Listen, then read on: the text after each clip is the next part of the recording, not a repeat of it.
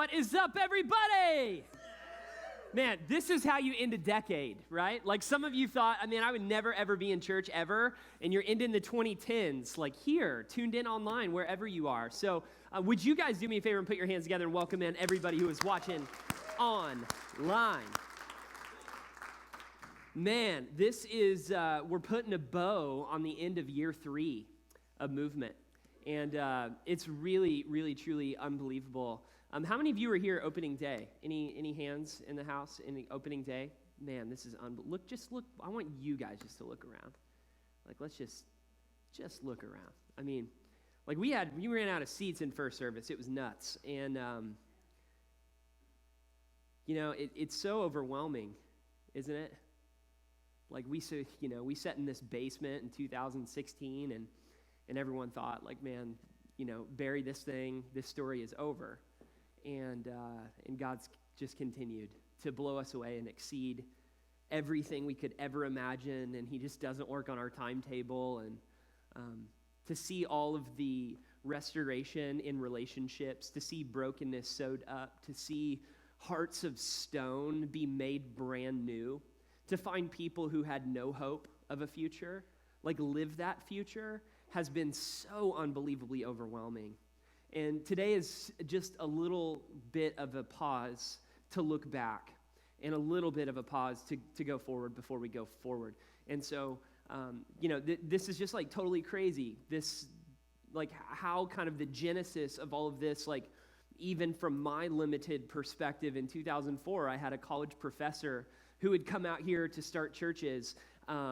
He ended up moving back to the Midwest, and he stood up in my freshman year, and he was like, hey, I don't know if you guys know this, but New England is the most unchurched region, the least Bible-minded, like the least church-attended region of the entire United States. You wouldn't believe it, but like almost every week, churches are becoming coffee shops and attorneys' offices and taekwondo dojos and places where people wash cars or whatever, daycares and all this other stuff. And church, like the church is like becoming almost extinct in New England. And I just kind of like remember sitting like in the very back. I was like brand new to this whole Jesus thing. And so like less than like a year in, somebody was like, hey, maybe you should go to Bible college and like figure out how to follow Jesus. And I was like, okay, all right, cool. So when you follow Jesus, my mentor was like, so one of the things you follow Jesus, you just tell people about Jesus. Like, I'm brand new to the thing. I don't know how this thing works. So somebody says, hey, tell your friends about Jesus. I just started telling all my friends about Jesus. And I end up at Bible college, and my professor's like, hey, you should start churches in New England. And I waited to the very back, like the very back of the room. I let everybody kind of like empty. And I've always been like a mid-pack student, sometimes C+, C average, maybe sometimes. Sorry, Mom, about that. And I just waited for everybody to leave, and I was like, did anybody sign up? Like, are there any more spots left to start churches in New England? And my professor is a guy named Dave Smith. He was like, you're just going to have to, continue to read books and attend class, and like it doesn't work that way. It's going to kind of take some time. And I had like no idea that New England was even a real place. I thought Tecmo Super Bowl made it up, honestly. I thought like that's not like a real place. And is that even in the United States? I really didn't even know. And God began to, through a series of relationships and what felt like just random coincidences over a period of time, after cataloging those in my heart, in my life, God began to unfold a story and a plan that he was preparing my friends and I for. And I remember in 2011, my wife Jessie was pregnant with our third kid, and we were hanging out with a bunch of families, and my friend brought his recliner into the garage because Jess was pregnant, like big pregnant. And I just remembered in that moment, I just thought, like, I think God is doing something that we don't understand right now. And after a series of seasons of suffering and hardship and frustration, after like riding a rocket of success in our home church in the community that we grew up in, that we were given an opportunity to expand the gospel in that zip code, God began to pull on our hearts, and he began pulling them towards New England. And God gave us a dream, and it's been an unbelievable ride so far. And here's the dream. If you're new to the story, you'll enjoy this. Our dream's to help start 1,000 churches by 2050. And why would you pick a goal that's just so big? Because one of our mentors is a guy named Bruce, and he said, well, we came to New England and we told, our friends in a crowded basement, we said, our dream's to start 10 churches by 2050.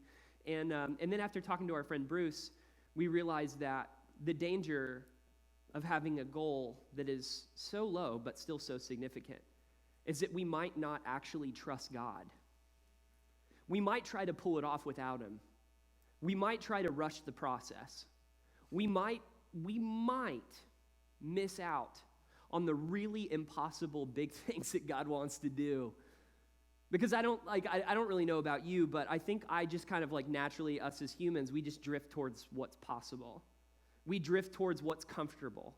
And if it makes us feel uneasy, or if it pushes us to the extreme and we feel squeezed in any way, shape, or form, we're like, nope, that's it. And the first time we came to New England in the summer of 2016, our friends took us to this restaurant that changed our lives right here in this town. It's called the Lobster Boat. I don't know if you've ever been there or not, but you've got to take a shower after you get out of that place. I mean, the oil's on the walls, I'm pretty sure. I love those of you who are from Lobster Boat. Love you guys. That meal changed our lives, and it, burned my tongue for 3 weeks after eating the lobster bake. Have you ever had one of those before? And just, woof. It's like seafood, but a casserole dish that's literally on fire when they set it on your table, okay? And I remember going back home and thinking, oh my gosh, I think Jesus is asking us to walk away from everything we know. I think Jesus is asking us to literally walk away from our comfort and walk towards this mysterious story, this mysterious place filled with a bunch of people who don't know how to pronounce R's. And I'm still getting over that. But it just became even more real when we began to think of leaving our family behind, and the thought of our kids not having grandparents or aunts or uncles show up on the sidelines of their sporting games. 3 years in, we have seen God provide in ways that we could have never, ever, ever, ever expected. And since then, it's been like this rocket ship of a ride. On January 1st, 2017, those of you who are here helped launch Movement Christian Church, the first of 1 in 1,000 churches by 2050. And next up, shortly after that, we got to play a really small part in launching a church in Burlington, Mass. Called Anthem Church. And if you have friends or family or coworkers or people who commute in and around Burlington, it would mean the most to us that you would push them, invite them to check out Anthem Church. They're meeting in a local hotel there right now, and their team's just phenomenal. We've been in the stages and process of helping launch Renaissance Christian Church in Waltham, Mass. They've been gathering together in small groups over the last year, and they're getting ready to launch their first public services really soon. And so if you know people in Waltham or Waltham, I don't even know how you say it, tomato, whatever, but whoever you know that lives in and around that area, let them know. If you're like, man, I love what God is doing here, would love for my friends and family to get to experience that in their city close to where they are. Again, our dream is to literally have a gospel-centered community that is focused on loving their neighbors within a 10-minute drive of every single person in New England. Next up, we were reminded that we're a part of this gospel mobilization that is so much bigger than our area code, that is so much bigger than our zip code, that's so much bigger than our entire region. And one of the most populated but under-churched places in all of the world is Japan, is a country of Japan, where less than 1% of people in Japan have even heard the gospel, who literally is some of the hardest soil to plant the gospel. And over the last 3 months, we gathered together for a night of worship, and I literally thought the roof was going to fall off of this place. We had no room left here, and you guys were singing like crazy, and you guys helped raise money for us to help partner with Mustard Seed Christian Church to plant a brand new church in Tokyo this coming fall, and we are so thrilled about that. And next up, I mean, we're just getting started. Like next up, we're going to help participate and help launching a church in Vermont. And then later on again in the Springfield, Massachusetts area. We are so blown away and humbled by how God is putting all this together. So sit back, fasten your seatbelts, get ready to move. This is just like kind of crazy. Where did this all start anyway? Where did this idea of gospel mobilization even take place? Like since when did God write a story that he included us in to play a very unique and specific part? What did that even look like? Jesus, when he walked the earth, he chose 12 disciples to follow him for 3 years. And at the end of the story, and if you're here and you know the story well, or if you don't know the story at all, after he was crucified and placed into a tomb, 3 days later, God raised him from the grave, and women showed up at the tomb, and Jesus said, hey, I want you guys to carry this news that I am alive, that God raised me from the grave, and I want you just to go tell everybody. Like he restored the value of women in a society where women were nothing more than property or lines on a spreadsheet, and he says, hey, as a matter, you're going to herald the gospel, and you're going to be the very first, but you will not be the last. So here's what I want you to do. I want you to take this good news, and I want you to tell the leaders to meet me on the mountaintop outside of Galilee. And like the specific leaders that Jesus was talking about was originally the 12. But this day, it was the 11. Because one person chose not to follow Jesus. And for those of you who've been following Jesus for a really long time, you have probably experienced at some point in your life your friends turning their back on God. And we created this space at Movement for people to be able to explore faith, for people to be able to speak out loud their doubts, for them to be able to process their hurts, for them to be able to find help for recovering from habits that are destructive. And it was on this day that I imagine that the 11 were looking at one another as they were walking up the hill. And I don't know, if I were one of the 11, it would just feel incomplete, wouldn't it? I imagine they looked around at one another and said, man, this is not the way that it's supposed to be. There were supposed to be 12 of us here. And it was that day that they ascended the mountain anyway. And I think for some of us, that's the place where we need to be. All of a sudden, the 11 disciples went to Galilee, to the mountain where Jesus had told them to go. And whenever they saw him, we're talking about the 11, they worshiped him, but some doubted. Isn't that beautiful? That like, Jesus wasn't like, hey, you who doubt, you're out. Isn't that so awesome? Like, why have people in your relational hemisphere been so hostile towards doubt? Do you know how healthy doubt is? Like, doubt is this mechanism to engage critical thought, to not have a blind, naive faith that would be robotic. And all of a sudden, like, hang on just one second. Let's just be real. You're following Jesus for 3 years, and you watch him go to a cross. You know who he is. You've seen him perform countless miracles that nobody could have ever pulled off. And he goes up to the cross, and you see him tucked away in a tomb, and the stone rolled over him. And then all of a sudden, he is alive, and you're on top of a mountain, and you doubt. What do you think Jesus' posture towards you would be? I mean, if I were Jesus, I'm human, right? Like, if I got my kids a gift, you ever experienced this? And they weren't, like, super excited and enthusiastic about that gift, I would be like, what's wrong with you? Right? I would like, I think that's like within every single one of us, we do something that requires just, I don't know, like a ton of effort and work. And like, I just imagine, like, if I were in charge of the universe, I would have been like, yo, bro, I'm alive. You know what I'm saying? Like, what are you doubting? Like, look, it's me. And in this space, Jesus allowed them to stay there. And so, like, I just want to, like, pastorally in this moment say, like, if you're here and you came with somebody who's worshiping and you're like, I don't really know if I'm worshiping right now. I think I'm just, kind of doubting. I want you to know that, like, with your doubts, you can still move closer to Jesus. Like, you can still ascend a mountain that was designed for worship, and you can pause, and you can doubt, and you can ask God questions. He's big enough to handle those. Then, while they're worshiping and doubting, then Jesus came to them and he said, as if you didn't know this already, all authority in heaven and on earth has been given to me. Therefore, go and make disciples of all nations, baptizing them in the name of the Father and the Son and of the Holy Spirit, and teaching them to obey everything I have commanded you, and surely I am with you to the very ends of the age. The first time I heard this, I was like, yep, where to? God, where do you want me to go? And what happens is, the more and more I hear it, I'm like, God, anywhere but Texas. Right? Like, God, anywhere but the state of Louisiana right now for what they did to my Oklahoma Sooners last night. Therefore, go and make disciples of all nations.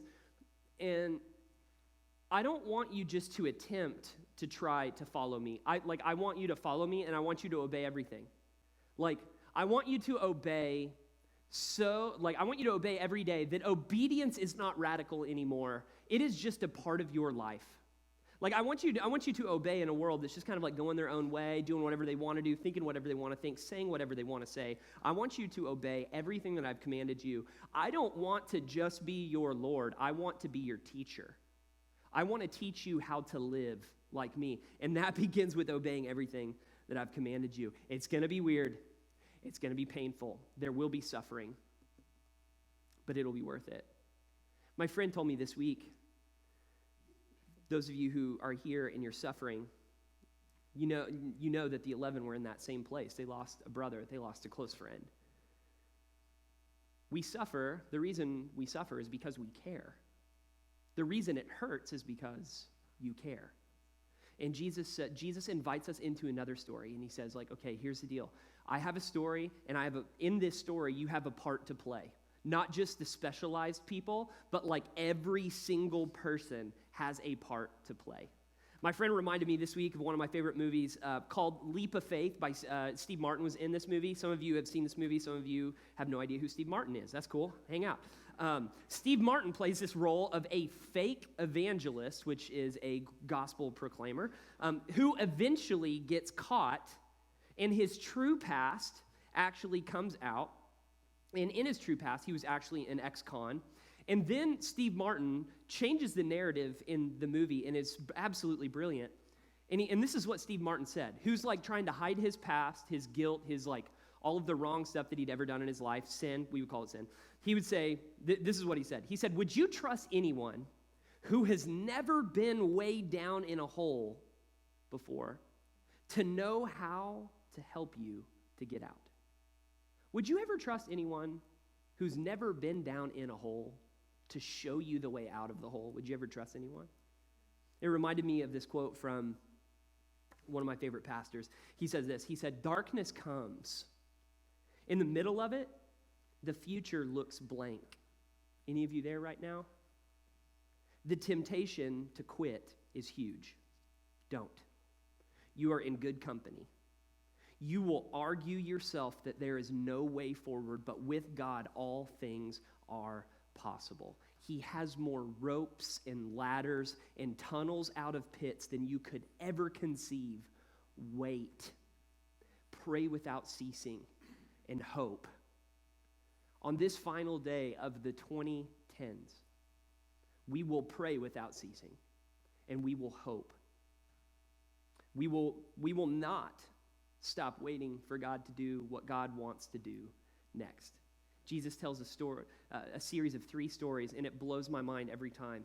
In Luke chapter 15, he tells the story of a shepherd who leaves 99 sheep to go after the one, and like he goes and finds a sheep and joyfully puts it back up on his shoulders. Now listen, I grew up on a farm, and when animals did things that we didn't want them to do, there was no joy in going to find them. Okay, just gonna be real with you on that. And the shepherd comes back and joyfully puts his sheep on his shoulders and rejoices, calls his neighbors and say, "The lost sheep has come home." And then he tells the story about a woman who loses a coin that was literally like worth months' worth of wages, cleans out the house trying to find this coin, and she finds the coin, and she calls and tells everybody, "You're not going to believe I found the coin." And then he tells a story that haunts me. It's a story about a son who goes to his father and says, Dad, I'd rather you be dead. I'd rather have my inheritance right now. And the dad looks at him and says, okay, let me go grab my checkbook. And the dad cut a check to his son, and his son goes off and he blows it all and finds himself in this pit of regret where he said, man, I'd rather be like a slave on my dad's farm than be where I am right now. I wonder if I could go back. And the father just stayed and waited. Meanwhile, there was an older brother who was ticked, who was mad. And the father was getting ready for a party, you see, because he knew what his son was going to do. He knew that his son would come home. And one day, while he was standing in front of the bay window, he looked out and he sees his son make his way down the driveway. And which is so weird in this culture, he like literally picks up his robe and sprints off down the driveway and runs towards him, which no father would have ever done in this time. And he embraced his son. And I'm like, this God who searches also waits. And I don't like that all the time. Because we live in America. We live in, like, right now. Like, some of you feel like in life, like you're in a hopeless despair. But what I want you to hear today is God has more ropes and ladders and tunnels out of caves than we could ever imagine. Wait purposefully. Pray without ceasing. Hope always.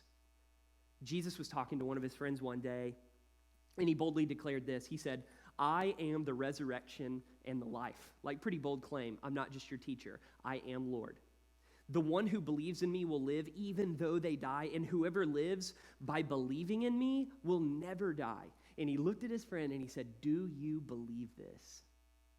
Like, I have come to save the world from their sins. I am the resurrection and the life. I know you're all afraid of dying, but in me there is life and life abundant. Do you believe this? That's the gospel. The church has been chosen as God's instrument and tool to usher in the gospel to the very ends of the earth. And when you say yes to the gospel, it completely changes everything. Which is why one Sunday after service, we had said, hey, if you need prayer, come on down front. We'll have people down here who, want to pray with you. And one of our friends comes down, and his name was Dale, and Dale tells me this story about this like, what happened in 1957. You know what happened in 1957? And I said, I have no idea what happened in 1957. Is that when, like, New Hampshire adopted the 603 area code? Because that would be really cool if that's what happened. And he said, no, two college kids from the Midwest decided to spend their summer break in New England. And they started in Vermont, and they began to knock on doors and ask people if they'd ever heard the gospel of Jesus. And they would have doors shut and slammed on their faces. And all of a sudden, they were going through the town of Rutland when this one family, a mother and a father who had more kids that could ever cram into a normal-sized vehicle, invited them in. And those two leaders sat down at their kitchen table and shared God's beautiful, wonderful mystery of the gospel that brings life where there is death. And they said yes. They were like baptized right away. They looked at these two young men who were still seniors, getting ready to be seniors in college, and they said, hey, if you guys come back to Rutland, we're going to start a church. And that's exactly what they did. After they graduated, they moved back to Rutland and started a church, and since then there's been several handing off of the church and transitions in leadership, and currently they were down to like 20 people. You heard us share part of their story a couple months ago about how their group of leadership made a vote, and they ended up like signing. They ended up like saying, "Hey, we want to end this work and plant a brand new church in Rutland because we want to see God move in our community, like you guys have seen Him move in Merrimack." And just this morning, the church planners that have said yes to taking the gospel to the ends of the earth from Kansas were literally here, sitting right over here earlier this morning. To be on the front lines of God expanding the kingdom has been absolutely mind-blowing. Braden and Lindsay and their 3 kids will be moving to New England at the end of this school year in May, and We don't know what role we're going to play, but we're going to play a role, and we need your help. We need your help to help take the gospel to the outermost parts of the earth. And here's how you can do that. Will you help us? First one, live missionally. Live missionally. Like, it's so easy for us to look at this scripture in Matthew 28 and see, like, well, I wasn't on the mountain, so I don't really know if Jesus was talking to me. Like, do you realize that every single person you come in contact with, like the cashier at the gas station, the person who makes your coffee, do you realize they were made in the image of God? And God's just as crazy about them as he is you. So living missionally means, like, God, I'm okay with whatever you want to do with me right now in this moment. A way that we prepare for that is our second way that you can help us. Set your alarm to go off at 6:03 a.m. and p.m. Well, why would you do this? Like, people in the very beginning, we set this alarm, and it wasn't just like some cute novelty thing that we do, but it is an alarm to remind us that we're a part of a story that is so much bigger than our present suffering. It is so much bigger than our current success right now. It is so big that all of heaven puts everything in heaven on pause when one person responds to the gospel. Do you realize that? That right now you could literally pause eternity. You know how that happens? You know how that happens? You pause this prayer and say, God, 6:03, I'm in. I'm in. And you know what happens? You know what happens when you pray this really simple prayer? God, just move me closer to somebody who needs to find their way back to you. Just move me closer. Well, confession, I have a problem with queso fundido. Have you heard of it? Queso fundido? I know you're all hungry right now, so I'm going to play on that. Queso fundido is like heavenly cheese dip that is from like the seventh pillar of heaven, probably. I don't know if there are pillars. I don't know. Where they literally cut up the highest quality of chorizo, which don't Google what chorizo is. You'll never eat it, okay? And then they put it in this cheese sauce, and they bring it out in like a lava dish with never enough chips. And we were sitting at this restaurant in which, you know, we had already, like, I don't know if your family, do you pray before the chips and salsa? I don't know if you do. Like, I don't know if you should. I think we have and we have not, and so I don't really know. But this particular instance, we did. And so I don't know if you've ever been in a restaurant and you prayed before the 6:03 alarm went off, but we were in this moment. We're like, what do we do? We've already prayed one time. God, move us. Okay, you heard us the first time. We're just gonna pray again. And so our boys are like quick draw McGraw on this prayer. Okay, the alarms go off and they're just like, whoop, you know, and we stop and we prayed. And I just kind of thought, like, okay, God, I'm in, whatever. I'm up for whatever you want to do, like, I'm in. And we are sitting tucked into one of our favorite restaurants, home of the greatest queso fundido in the 603. And all of a sudden, like, I'm on the inside of the booth, and my wife, who is not like me, she's on the furthest quadrant of personalities to where I am, meaning I'm an extreme extrovert, okay, which I get charged up being around a bunch of complete strangers, which the exact opposite happens to her, okay? And so we're in a restaurant, which is normally not where great conversations happen for her with complete strangers. And I don't even know what's going on, and all of a sudden I look up, and there is a mom with her son in the booth right next to our booth. And that mom begins a conversation with Jess, and Jess, who is probably somebody who like is like just as doubtful as some of you are. Like, I don't know if God could really use me. I don't really know if I have the right words to say. Jess just begins a conversation with her. And within like a few minutes, it ends up turning towards like, how did you guys move to New England? And Jess just unloads the whole story, and I'm just sitting back with my little crayons, eating queso fundido, just, you know, trying not to cut in. And the conversation just turns to like, yeah, well, you should watch online. And she gives the website, move603.com, and like I would just tell you, at the end of this meal, she literally, this complete stranger started off, like, she looked at Jess and she was like, hey, do you want to eat this dessert with us? Do you realize how crazy this is? Like, across the aisle, this person who is a complete stranger is sharing her churro and cinnamon ice cream with our family. I mean, I was like, guys, just eat it, eat up. I don't know. Here's the crazy thing. Like, God will stop at nothing. To use every person on the planet who allows him to use them to help people discover that God's love will not fall short in their life. That's the gospel. Pray at 6:03. If you don't have it set it now, because some of you need to be reminded that you're not alone. Some of you need to be reminded that your suffering is temporary right here. That there is a story that God is writing, and it's so much bigger than what's happening right now in your life. God has planned to use you and a purpose for you, and all the pain that you've gone through in your life, God is going to repackage it and repurpose it to bring hope to somebody else's right now waiting on a ladder. They're waiting on a cave. They're waiting on a way out of their cave. Third, you heard Mark talk about it earlier this service. Join a weekly team. We have hundreds of people around here at Movement that are literally preparing this place and these experiences for people to encounter Jesus. And if you haven't discovered the joy of serving on a team like this, we have plenty of needs in every neighborhood for you to be able to actually utilize the gifts that God's given you. And you will find that to be abundant. Fifth, live in Jesus-centered community. We're getting ready to kick off groups this semester here in the next couple of weeks. We'll begin promotion really soon. And for some of you, you're like, man, I love this experience. Like, I wish I had friends. I wish people knew my name. I wish people knew my story. I wish I had people that I could trust, that I could share my story with.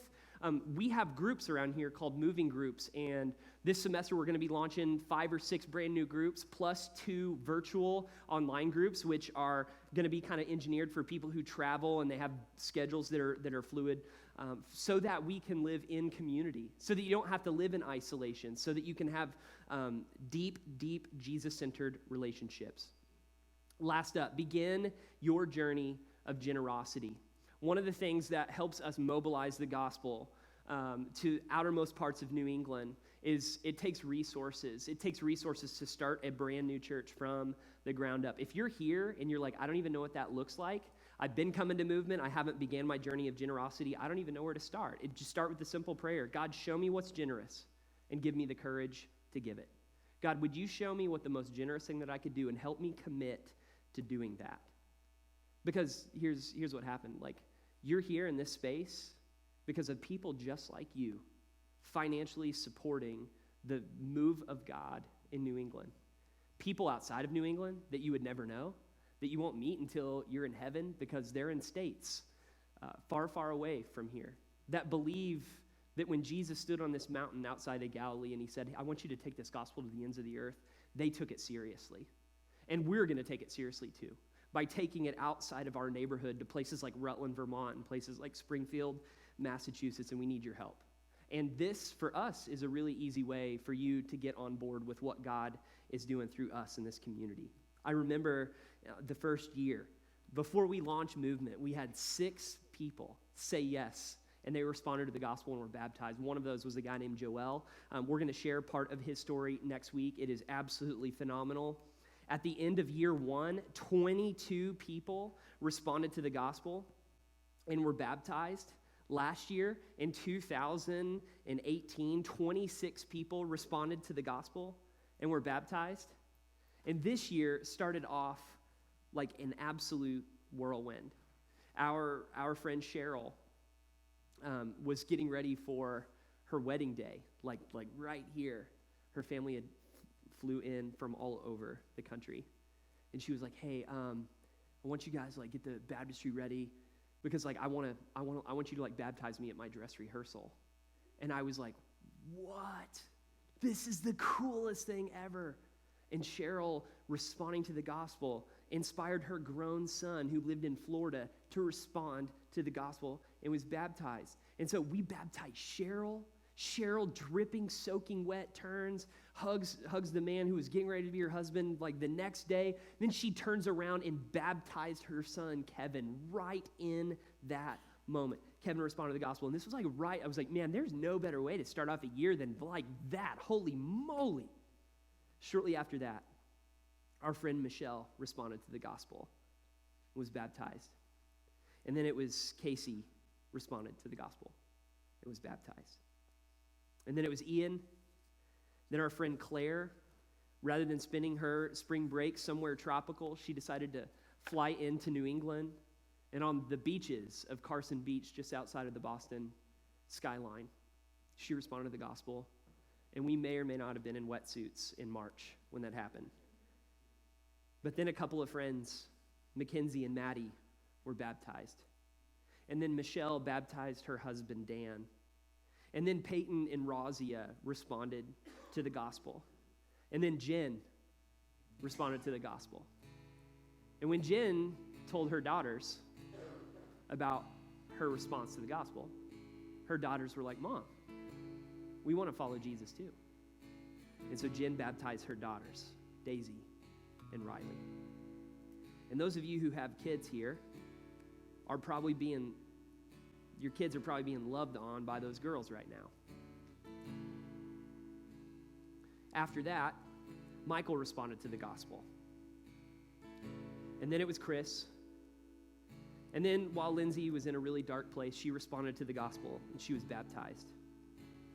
Then our friend Ingrid, who was looking for a place for her Boy Scout troop to come to have a safe place to meet, she responded to the gospel too, and she was baptized. And then on 603 day, several of our friends were baptized. On the beach at Hampton, we were the only ones there. Ingrid was first. Then it was our brother Brian. And then a veteran who fought in the Vietnam War, who's been a part of our lives every Thursday night. Shiloh responded to the gospel. And then it was Bree. Then it was my friend Jim responded to the gospel. Then he baptized his wife Lisa right after that. Then it was our friend Shelby. And then our friend Jelani. They all responded to the gospel on the beach that day. Then it was our friend Todd on a random Sunday morning. He ran up to us and the water wasn't even warm. And he said, I'm in. I don't know what I'm waiting for anymore, but I'm in, like right now. We're like, right now? We don't even have towels here. You know what I'm saying? Like, he's right now, I'm in. And then it was our friend Jacob responded to the gospel. And when Jacob responded to the gospel, his entire family responded to the gospel. And they were baptized. Like, my arm still hurts from that day. It was Deborah and Sam, Kristen and her sister, Jeremy, Robbie, Robert, and then Kristen. And then a little girl heard the gospel. She was raised in a family who the gospel is the center of their lives. And when she responded to the gospel, she told one of her friends, and her friend responded to the gospel too. And then Britton and Kaylee were baptized. And then later on at the beach, two of our teenagers, Elizabeth and Connor, were baptized. They responded to the gospel.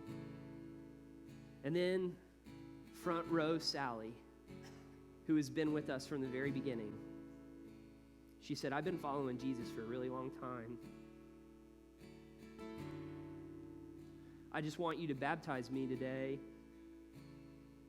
because I want him to know that I am still serious about the gospel. And then it was our friend Arlie, and then our friend Amy, who baptized her two kids, Caleb and Megan. And then it was a mom of one of our soccer players, Jen. Then it was our friend Carrie, who was baptized, responded to the gospel. Then it was one of our friends, Brendan, who baptized his mom, Carol. Then it was our friend Dana, who has impacted so many of our lives, responded to the gospel and was baptized in the midweek after band rehearsal. And then while on a tropical beach vacation somewhere way warmer than right here, right now, our friend Frank was baptized by his wife, Darlene. And our friend Tatiana, after enduring several hardships and suffering, responded to the gospel and was baptized. And then it was our friend Melanie responded to the gospel. And then our friend Kelly responded to the gospel, and then she showed up and just keeps bringing her friends, because that is her response to the gospel, is to make disciples. And every time she comes to movement, just more and more people keep coming with her. And then on Friday, just a couple days after Christmas, we get a call from our friends from Rutland, Vermont, that their son is ready to respond to the gospel. And so Friday afternoon, while we were all hungover from Christmas and cleaning up wrapping paper and pouring out eggnog in our kitchen sinks, Darren responded to the gospel and was baptized here on Friday. And I'm confident that over the next several days, that God has a response for you to the gospel as well. I don't know what that looks like, but I know that he has plans for you, and I just can't think of any better way to end a decade than to say, Jesus, you are my Lord. You are my Savior forever. We're going to sing a song, and it is a song to remind us of the story of the role that God has for us to play right here in the 603, that it is so much bigger. And afterwards, if you're ready to make a move and you know what your response to the gospel is, maybe it's baptism, maybe it's, man, you just need somebody to pray with you and help process what you're going through out loud, whatever it may be, we'll have leaders down front. We'd love to pray with you. Would you